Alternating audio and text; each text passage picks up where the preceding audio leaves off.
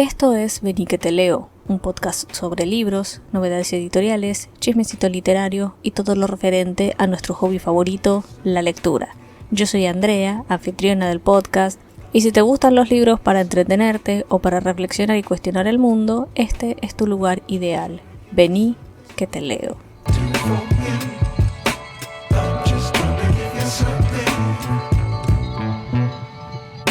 Terminó febrero y con un nuevo mes comenzando, les traigo las novedades editoriales, que no son todas las que van a salir, pero son las que al menos a mí me parecieron más interesantes y que creo que tal vez a ustedes les podrían interesar también. Y el balance y resumen de las lecturas del mes de febrero. En cuanto a lo que son las novedades editoriales, comenzamos con El buen mal de Samantha Schweblin. Samantha Schweblin, la maestra del cuento contemporáneo latinoamericano, regresa con un libro destinado a convertirse en un clásico global. Magnéticos e irresistibles, en cada uno de los cuentos de El buen mal, Samantha Schweblin nos abduce a otra dimensión donde quedamos en contacto íntimo con sus personajes, encandilados por el fulgor de la inminente tragedia, vulnerables y profundamente humanos. Advierten cuánto podría transformarlos la irrupción de lo inesperado. A algunos los dejará de pie frente al dolor, a otros dialogando con la culpa y a otros atravesados por la incertidumbre. ¿Importa saber qué es verdad? Se trata de principio a fin de ser partícipes de un fenomenal artificio literario. Con inédita perspicacia, Schweblin intuye el punto de quiebre de una voluntad, la intensidad premonitoria de un temblor y la lejanía que impone la ternura. Conoce la mejor de las infinitas posibilidades de hacer una historia y el modo de encajar las piezas de una trama para dar con un gran relato que se hunda y proyecte, oscurezca e ilumine día a día de la época y el alma a quienes la habitan. En su literatura, premiada internacionalmente, los filos entre realidad y ensueño deslumbran como los de un cuchillo. Samantha Schweblin personalmente es una de mis autoras favoritas y obviamente este libro va para la wishlist. Ya he leído de hecho todo lo que ha escrito Samantha Schweblin, así que también quiero leer este libro. La siguiente novedad es Relatos de Jazz de Haruki Murakami y Makoto Wada. Murakami regentó durante años un club de jazz llamado Peter Cat, antes de dedicarse a tiempo completo a la escritura. Sin duda, al abrir este volumen, el lector tendrá la sensación de haberse sentado en una de las mesas del local mientras el propio Murakami le cuenta anécdotas y pormenores de las canciones que se escuchan en un tono confidencial, cálido y entusiasta.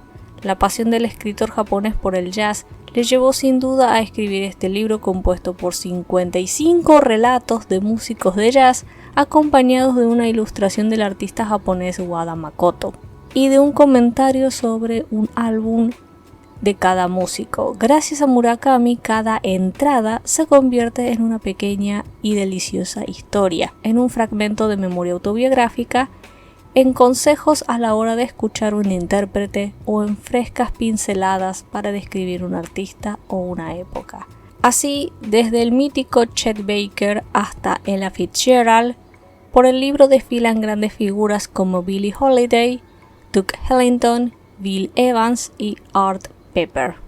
Otra novedad es Por si un día volvemos de María Dueñas, la autora de Tiempo entre costuras. Es una novela contemporánea y la sinopsis dice lo siguiente: huí de un crimen involuntario, huí de los hombres que no me quisieron, huí de la guerra. Esta es mi historia entre España y Orán, junto al Mediterráneo. Orán, años 20, siglo XX. En esta ciudad africana de origen árabe, pulso español y administración francesa desembarca una joven con el falso nombre de Cecilia Belmonte. En apariencia ha cruzado el Mediterráneo para escapar de la miseria como tantos compatriotas. Su razón, sin embargo, es más turbia. La urgencia por sobrevivir la obliga a dejarse la piel en plantaciones y lavaderos como empleada doméstica y operaria de una fábrica a destajo. Hasta que una madrugada, en la tabaquera Bastos, participa en un delito por el que paga con su sometimiento a un hombre despreciable. Su entereza será lo que la libre y le aporte coraje para rehacerse y emprender un camino en ascenso, repleto de quiebros, logros y desafíos a lo largo de 3 décadas vibrantes. Esta es la historia de una mujer que vivió el auge colonial y el trágico fin de la Argelia francesa. Y, en paralelo, sus páginas rescatan la memoria de los desconocidos Pieds Noirs españoles, que, arrastrados por la inmigración y el exilio, formaron parte de aquel mundo. La verdad que suena muy interesante. Yo no leí a esta autora, no leí Tiempo entre costuras ni Cira, pero esta novela me llama la atención. La siguiente novedad es Sirenas de Emilia Hart, la autora de Las mujeres Wayward. Están separadas por el tiempo pero unidas por el mar. En 2019, Lucy se despierta de un sueño y le está agarrando el cuello a su ex con las manos. Horrorizada, huye hacia la casa de su hermana mayor en un pueblecito costero de Australia, con la esperanza de que la ayude a entender la extraña y realista pesadilla que padeció en el ataque. Pero Jess no está en ninguna parte. Mientras Lucy espera que regrese, los rumores que rodean el extraño pueblecito empiezan a salir a la superficie. Muchos hombres han desaparecido en el mar a lo largo de varias décadas. Encontraron a un bebé en una cueva y los marineros cuentan que se oyen voces de mujeres entre las olas. Desesperada por obtener respuestas, Lucy encuentra el diario de su hermana de cuando era adolescente y comienza a leerlo. 1999. Jess es una joven solitaria de 16 años que vive en un pueblo en el centro del país. Diagnosticada con una extraña alergia al agua, siempre se ha sentido diferente hasta que un joven y encantador profesor de arte se interesa en sus dibujos, ya que ve en ellos y en ella un poder y una madurez que nadie tiene. Eso suena feo. En 1800, Mary y Eliza son dos hermanas gemelas que se han tenido que separar de su amado padre en Irlanda y se han visto obligadas a subir a un barco de convictas rumbo a Australia. Siempre han temido al océano, pues cuando eran pequeñas su madre murió ahogada. Sin embargo, a medida que el barco las aleja de todo lo que conocen, empiezan a notar cambios en su cuerpo que no consiguen explicar y tienen la sensación de que el mar las está llamando. Veo la coincidencia con Las mujeres Wayward de que está contado en 3 tiempos, con 3 protagonistas diferentes en cada línea temporal. La siguiente novedad es El café de la luna llena de Mai Mochizuki y Chihiro Sakurada. Cuenta la leyenda que bajo la resplandeciente luna de la ciudad de Kioto, en ocasiones una cafetería mágica aparece ante aquellos que la necesitan. En Japón los gatos son símbolos de buena suerte y dicen que si eres amable con ellos algún día te devolverán el favor, pero resulta que además si te portas bien con el felino adecuado puede que éste te invite a entrar a una cafetería que no es como las demás, ya que no tiene una ubicación ni un horario fijo y se muestra solo ante las personas que se encuentran en un momento crucial. Mientras los clientes de El café de la luna llena disfrutan de sus deliciosos dulces, cafés y tés, un gato muy carismático lee su carta astral para así hacerles ver en qué punto han tomado un rumbo equivocado y devolverles al camino que las estrellas tienen reservados para ellos. Palazzo de Daniel Steele. Después de que sus padres murieran en un trágico accidente, Cosima Severino asume el liderazgo de la marca de cuero de alta costura de su familia. Mientras se enfrenta a los desafíos de dirigir una empresa a los 23 años, Cosima también debe mantener el palazzo familiar de Venecia y cuidar de sus hermanos menores. Alegra, que sobrevivió a la tragedia que mató a sus padres con una lesión en la columna, y Luca, un joven con predilección por las fiestas y las mesas de póker. Cuando Luca pierde una suma considerable en el casino y su deuda debe pagarse con dinero o con su vida, Cosima debe decidir entre vender el palazzo, ceder 1/3 del negocio familiar o dejar que Luca se las arregle solo. Hay otra manera de salvar todo por lo que ha luchado antes de arder en las llamas, sí, dejar que su hermano se las arregle solo. Pero bueno, supongo que lo averiguaremos leyendo la novela. Otra novedad es La casa en la ribera de Natasha Lester, que no sé exactamente si es una novedad de marzo, pero yo vi que salió publicada, o sea, de hecho ya está publicada, salió creo que el 1 de marzo, entonces la cuento. París, 1939, los nazis creen que Eliane no entiende alemán y no sabe que están robando los tesoros del Louvre. Están equivocados. No se imaginan que está decodificando sus notas e informando a la resistencia, pero es un juego peligroso. ¿Se atreverá a confiar sus secretos al hombre que una vez amó? ¿La traicionará una vez más? No tiene forma de saberlo con certeza hasta que un viaje a una impresionante casa en la Ribera Francesa trae consigo un nivel de peligro completamente nuevo. 2021, Remy Lang se dirige a una casa que heredó misteriosamente en la Ribera, tratando de olvidar una tragedia que ha dejado su vida en ruinas. Allí descubre un catálogo de obras de arte robadas durante la Segunda Guerra Mundial mientras trabaja en su negocio de moda vintage, y se sorprende al encontrar un cuadro que estaba colgado en la pared de su habitación de la infancia. ¿Quién es realmente su familia? ¿Y si la casa de la Ribera guarda más secretos de los que Remy podría soportar? No sé si tengo ganas de leer otra vez más un libro sobre la Segunda Guerra Mundial, pero este suena interesante. Otra novedad, y ya estamos terminando, es Amanecer en la cosecha, que es el 5º libro de los Juegos del Hambre de Susan Collins. La traje más para ustedes que para mí. Cuando te roban todo lo que amas, ¿queda algo por qué luchar? Amanece el día de los 50º Juegos del Hambre y el miedo atenaza a los distritos de Panem. Este año, en honor al vasallaje de los 25, se llevarán de sus hogares al doble de los tributos. En el distrito 12, Highsmith Albenati intenta no pensar demasiado en sus probabilidades. Lo único que le importa es que acabe el día para poder estar con su chica. Cuando anuncian el nombre de Highsmith, todos sus sueños se rompen en pedazos. Lo separan de su familia y de su amada, lo envían al Capitolio con los otros 3 tributos del distrito 12.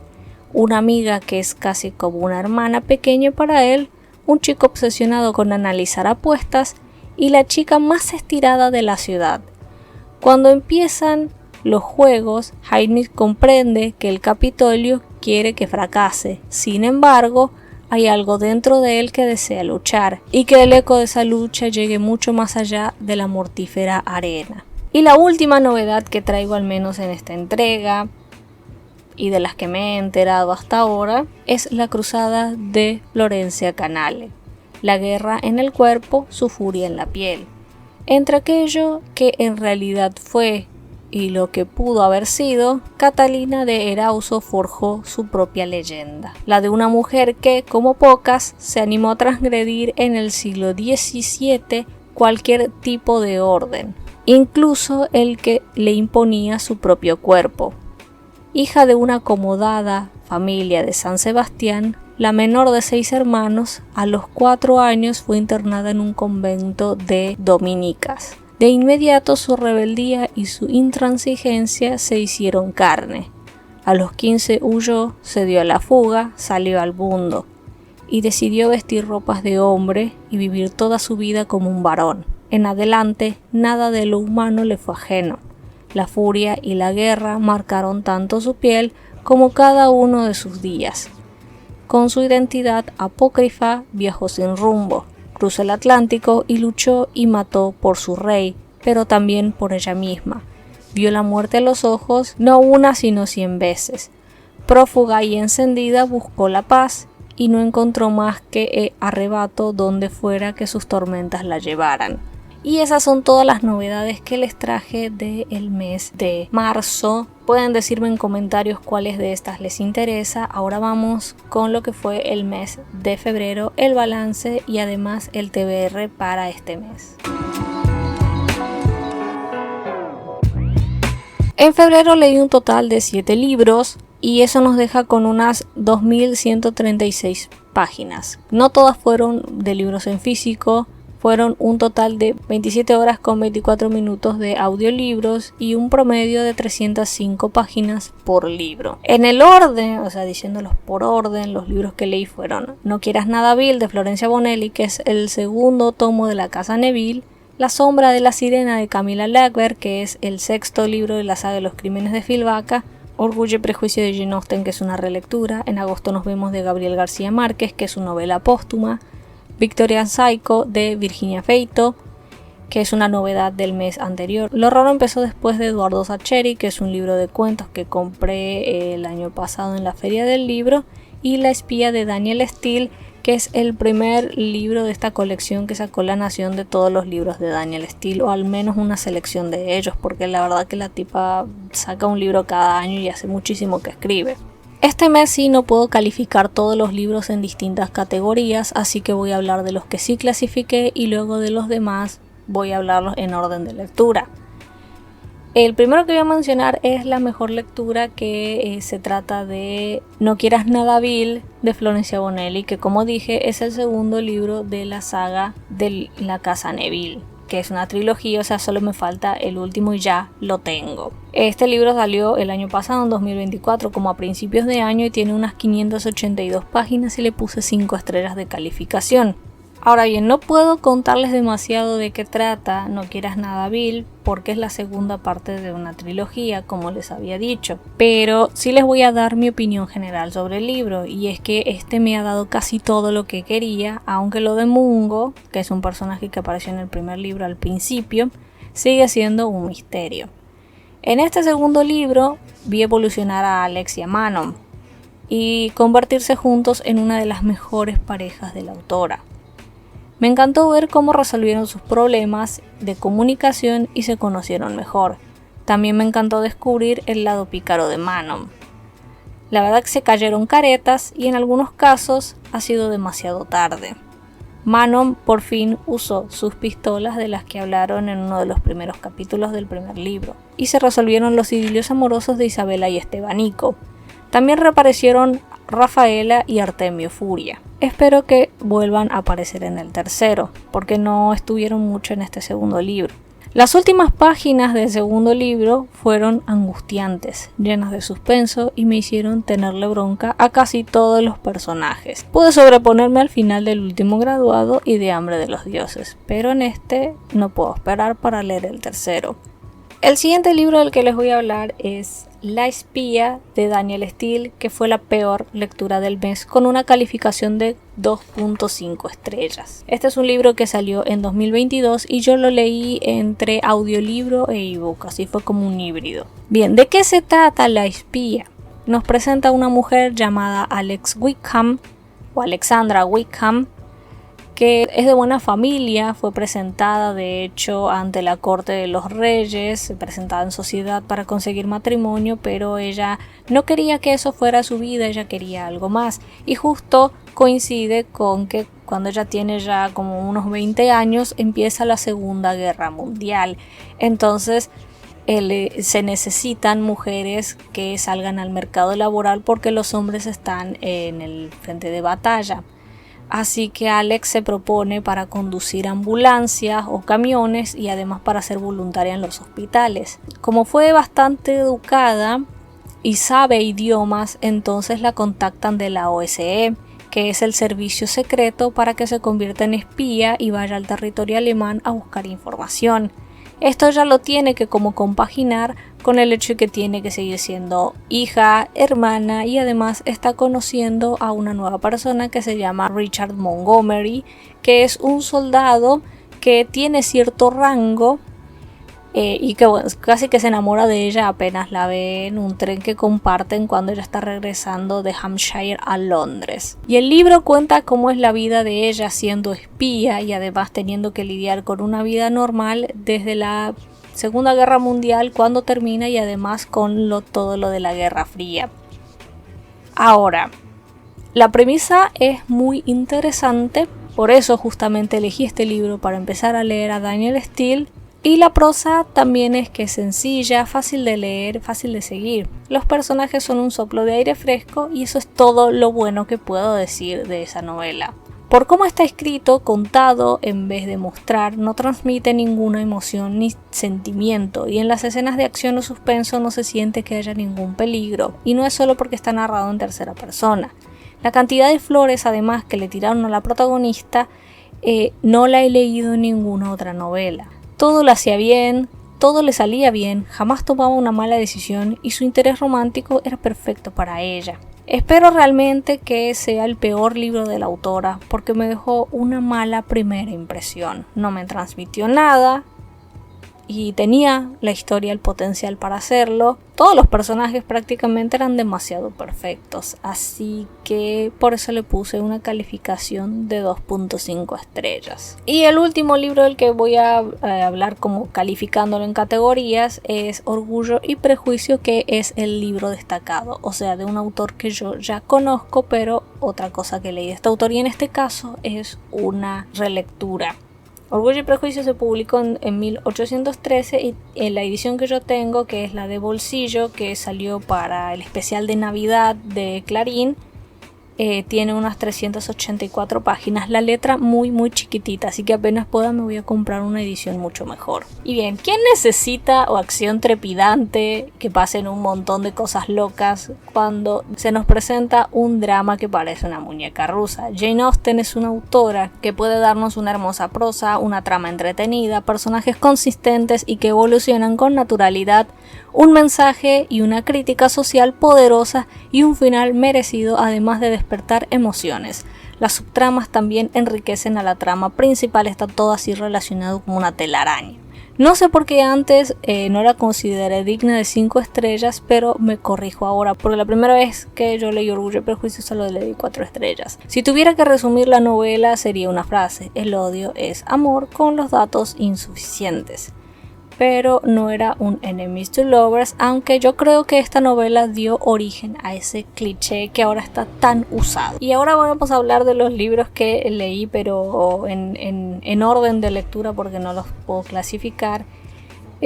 Les había dicho que el segundo que leí es La sombra de la sirena de Camilla Lackberg, el 6º libro de la saga de los crímenes de Phil Baca. Y en este libro tenemos otra investigación de Patrick Hemstrom con la ayuda de su esposa Erika, que está llevando a término ya su segundo embarazo, que es un embarazo gemelar. Además, uno de los amigos de Erika, con ayuda de ella, ha sacado hace poco un libro que se está convirtiendo en un rotundo éxito. Pero el tema es que hace un año él está recibiendo cartas de amenaza y luego se entera de que compañeros suyos, que no se sabe bien si fueron sus amigos cuando eran jóvenes, también están recibiendo cartas de amenaza, y eso lleva a la policía a comenzar a indagar en el pasado de Christian, porque parece que la persona que lo tiene él en la mira y a los que fueron sus compañeros de colegio está comenzando a entrar en acción, o sea, está comenzando a deshacerse de gente. El 6º libro de la saga fue toda una experiencia. El misterio tuvo un grado de complejidad bastante elevado, aunque una parte me la vi venir como la resolución, pero hubo un detalle que me pareció que no tuvo sentido, a menos que sea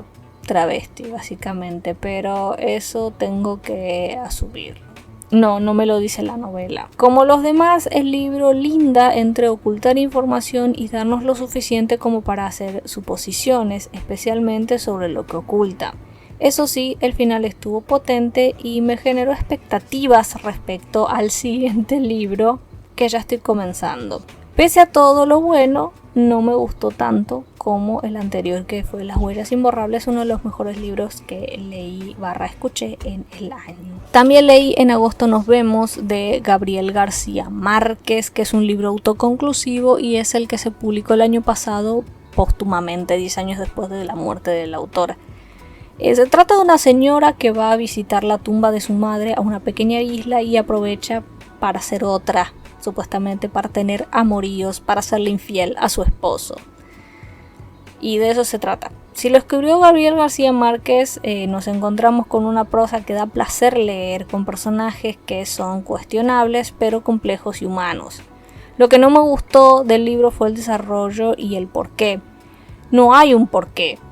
No le veo sentido a escribirlo ni a leerlo, aunque fue para conocer como que lo último que escribió el autor. Los demás libros les veía el chiste, la gracia, la intención, pero este me pareció un despropósito. Solamente le di 3 estrellas porque es un libro del autor, más que nada. Si hubiese sido de otro y no hubiese tenido el estilo de prosa de Gabriel García Márquez tal vez le hubiese puesto un 2 estrellas. Después también tenemos Victorian Psycho de Virginia Feito, que este libro lo leí en ebook, es la novedad del mes de enero y sería como del género de terror, de suspenso. Se trata de una familia que contrata a una institutriz y es una institutriz que tiene una personalidad bastante peculiar. Muchas cosas aterradoras y siniestras ocurren. Es de esos libros que le hacen a uno decir ¿qué acabo de leer?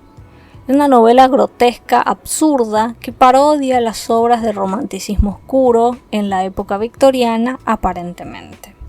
Una institutriz que es protagonista pero que no es noble ni virtuosa.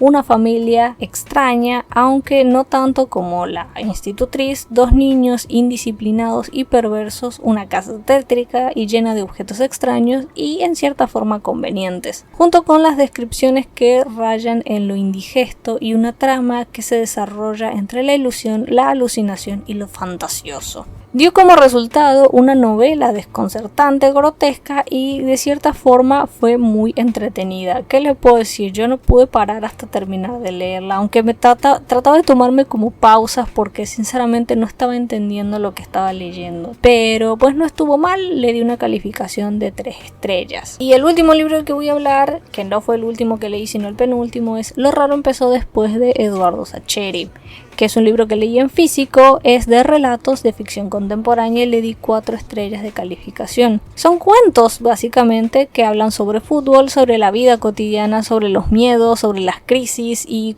tienen un toque fantástico en alguno de ellos con los que se exploran inquietudes que son muy cotidianas y muy reales. Todos los cuentos son muy entretenidos y con una prosa fácil de seguir y muy efectiva, con personajes que se sienten conocidos, o sea que sentimos que podemos ir a cualquier lado y conocer gente así, y quizás no me encantaron todos, pero el 80% son uno mejor que el otro. Hasta ahora para mí es el mejor libro de cuentos que he leído del autor, pero me gustan más sus novelas. La autora del mes otra vez fue Florencia Bonelli, porque sí. Y lo que tengo planificado para leer este mes de marzo es Yo soy el viento de Florencia Bonelli, que es el tercer libro de la Casa Neville, 22-11-63 de Stephen King, que está entre mis 25 libros para leer en 2025.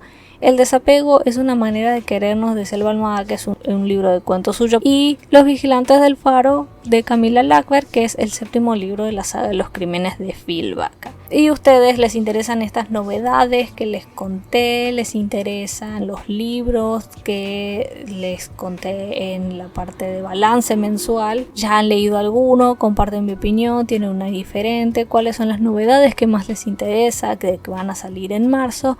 Pueden dejarme sus opiniones en la parte de comentarios. Nosotros nos encontramos en la próxima ocasión, en un próximo episodio de Vení que te leo. ¡Chao!